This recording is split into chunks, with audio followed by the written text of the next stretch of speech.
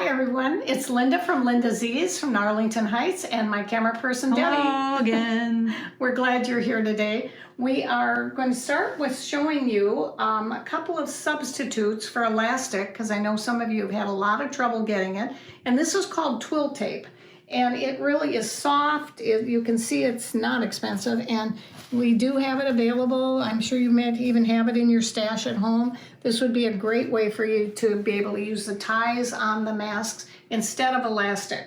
Or you could still do what we did yesterday with the little ties and cutting them in half.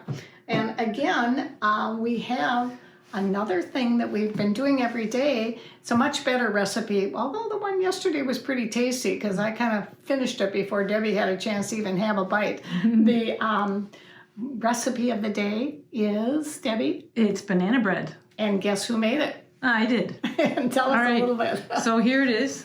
This is the banana bread, everyone. And it smells so good. Yeah, it did smell good. It still smells good in this house, doesn't it? So I just threw in some craisins with all the rest of the regular. And then the recipe you'll see on the website also, I did some substituting. I put butter instead of shortening. I think it was Grandma's recipe, and I'm like, shortening? What's that? No, butter. Okay. I think it was 1 cup of butter instead of the shortening. So if you do see the recipe. So I hope you're having fun with the recipes. We do need them. Send them to us because people are really loving it and they're telling us about it. Now, you know, the next thing that we want to go to is what we call the quilt of the day. And this today is called the Swan Island quilt. Swan Island. I'm going to hold it up here. It's beautiful. Let me show you how pretty. And this is done by Debbie, right? Debbie, tell them a little bit about this. Oh, goodness. I'm backing up into all kinds of stuff. And so this is a Kaufman kit. And so there are 3 swans across the top. You can see some of the gingham plaid that is part of the swans. And it is, it's just beautiful. On the back, we put some flannel, which is my favorite backing besides cuddle. I love cuddle on the back of quilts too, because I like to have really soft. Warm. Right. So yeah, that's a flannel, very warm back. And this is with ruler work and some of the free motion. Free motion, right? that's correct. Yeah. Mm-hmm. Now, when you're doing something like this, this flannel is just the same technique as what your regular batting, right?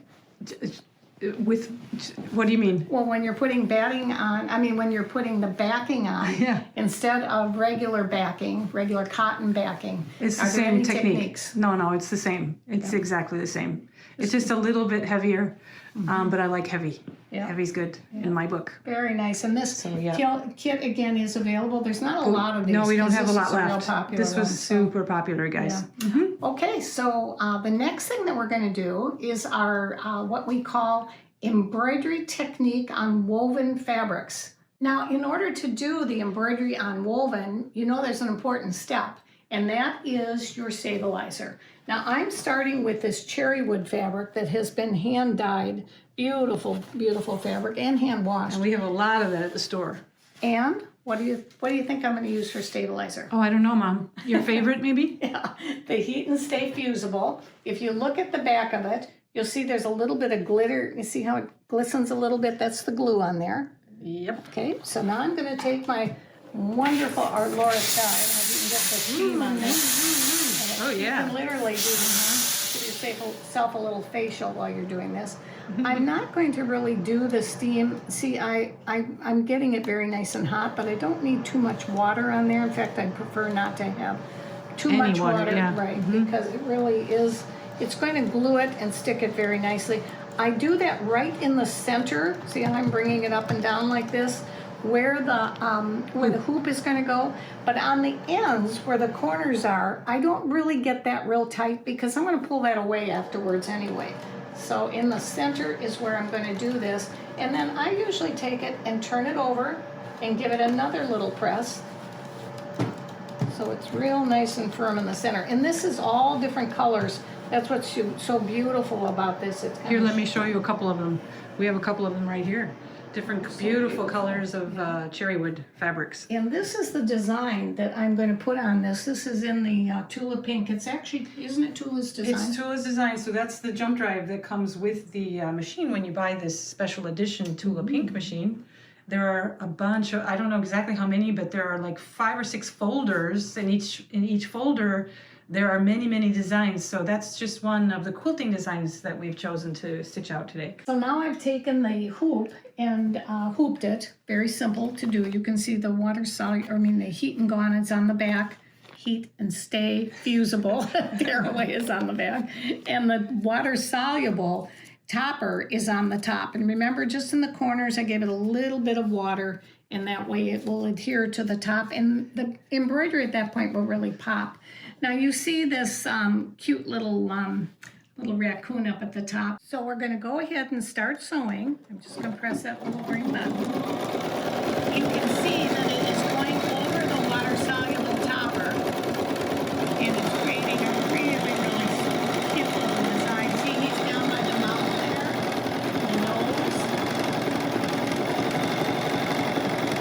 And it doesn't matter if this water-soluble is, in fact, it shouldn't be in the hoop. It's just there. It's help down a little bit in the corners, and it's just there to help you pop the design.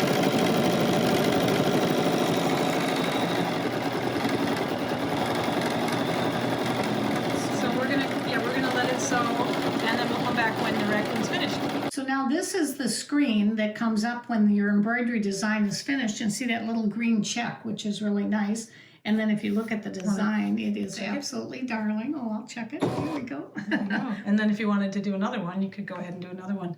There he is. Cute. Yeah. So want to take it off the hoop? Oh, sure. Yeah, we want to easily take So them you can out. see what he looks like. And of course, you can see why this could be really a wonderful quilted design, or it could also be, as Debbie mentioned earlier to me, it'd be a great little label.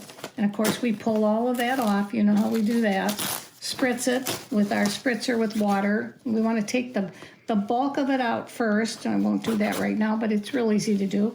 And then I will trim around here, and then that will go away when it gets put into the So this could be quilt. just a block in a quilt, or it could be a pillow, or right, it could be so many different Lots of things. So a couple of things I want to show you as we're doing this. You didn't see in between, but I like to make sure that I have a new needle in every time that I'm doing embroidery. So I did put in there today an embroidery needle, a bernina embroidery needle, because this is a bernina machine. But I always take this little piece, and I'm really glad I did it. I popped up the feed dogs, which are real easy to do right here. This is the product here. Yeah, that's right. And you see how I'm just taking that out? And there isn't that one in there now, but there was just a little bit of a, well, there is a little bit of a thread there. It came right out. So anytime, you can use your regular fluff brush too, but this is just a real small one to get into these little tiny corners. And I use this next to all my machines because when you're through doing your design and your embroidery, you really want to take care of your machine. And it's this product right here. Right. There we go. And We've then got the that. other thing that I do quite often, besides this, using this to clean it, is I'll cut my threads. And I know this is supposed to be a catcher for the hot glue. If you see what I'm wearing today, I forgot to show that yesterday. Fashion but it's show. a glitz. It's called the. It's a wand, and it actually, these little crystals are Swarovski, and they actually have glue on the back of them. And what's really cool about this glue is you just hold this hot wand onto the garment or whatever you're putting it on. I think it would be darling on this little guy. Maybe some of his Madeline. nose and a couple. Shout out to Madeline, Miss Bling number 2, because Linda's Miss Bling number 1. Miss Madeline is going to actually do a video for you next week, or maybe even this week. We can twist her arm a little to show you exactly how to put this bling on.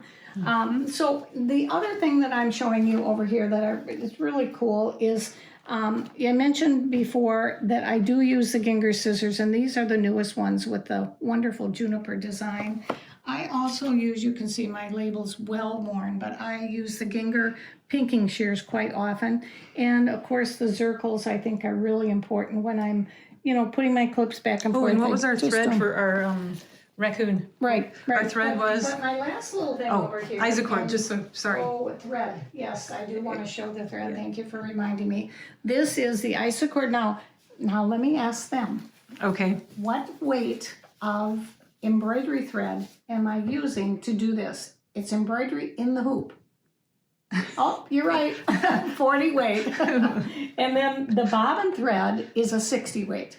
So remember that when you're doing it. How often do you change your needles?